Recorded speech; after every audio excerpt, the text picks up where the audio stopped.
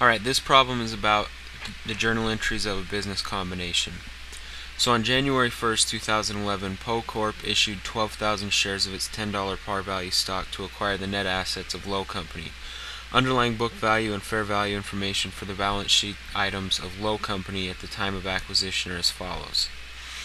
And you can see these numbers, and we will come back to this once we read the problem. Also, Lowe shares were selling at $18 a share, and Poe shares were selling at $50 a share just before the merger announcement. Additional cash payments made by Poe in completing the transaction were finder's fee, audit fee, stock registration fee, legal fees, and the SEC registration fees. So, what it wants us to do is to prepare all the journal entries to record the business combination on Poe's books.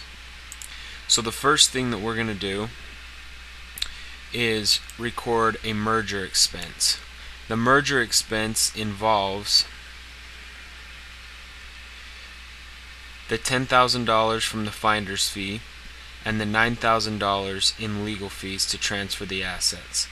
So these are just the major the direct expenses to perform the merger. The next thing is deferred stock issue costs, and what this is from. This amount comes from the $3,000 audit fee that you see right here, the $5,000 stock registration fee, which you see right here, and the $1,000 SEC registration fee, which you see right here. So any of the stock registration fees and the audit fee, basically anything having to do with issuing the stock and getting that ready, goes to a deferred stock issue cost. So the next journal entry is to record the merger with Lowe Company. So don't confuse the merger and the merger expense. Two separate entries. So this is pretty straightforward except for a couple of things. When you do a business combination and you're buying the net assets, you basically you take the fair value of everything. So if you see these amounts right here down until bond discount: cash, AR, inventory, land, buildings and equipment, 60, 100, 115, 70, 350. If we come up here to the balance sheet, you will see that those numbers are exactly the same. For cash you have 60, accounts receivable 100, inventory is 115, land is 70,000. Okay. Oh, and buildings and equipment is 350 as well. So those are these same entries right here. Now as we get to the bond discount, right here under bonds payable, you have a $20,000 difference between the book value and the fair value. So that reflects a discount. So in this entry down here, we're going to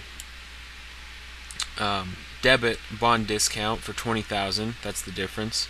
And as you see here, this is the difference between the book value and the fair value of bonds payable. So you debit this up here. Then the goodwill.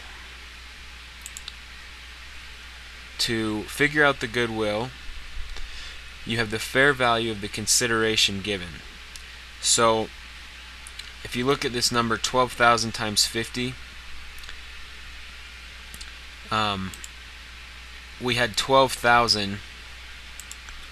Poe issued 12,000 shares, and in this additional information, the Poe shares were selling at $50 just before the merger. So that's 600,000. The fair value of the net assets acquired were 695 minus 10,000 minus 180. That leaves you with 505,000. So the goodwill, you paid 600,000, and the net assets came to $505,000. So you bought something for $95,000, which is left over, and that is the goodwill. So the goodwill is $95,000. That's how you get this number right here. And then on these, the accounts payable, if you come up, this will be the same as it's on their balance sheet. Accounts payable, $10,000.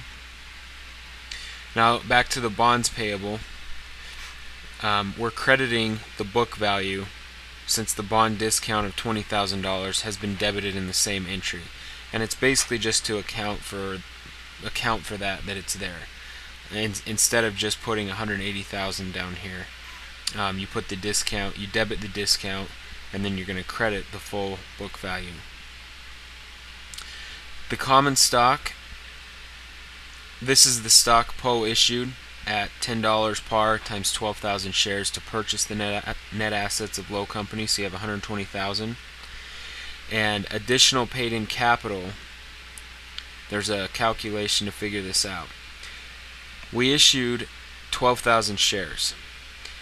The issue price in excess of par was $40. If you take the $50 fair value minus the par value, that leaves you with $40 a share times 12,000 is $480,000. Then you have to take away the deferred stock issue costs, which were $9,000.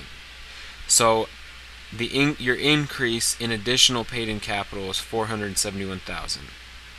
And finally, your last credit is a deferred stock issue cost credit for $9,000.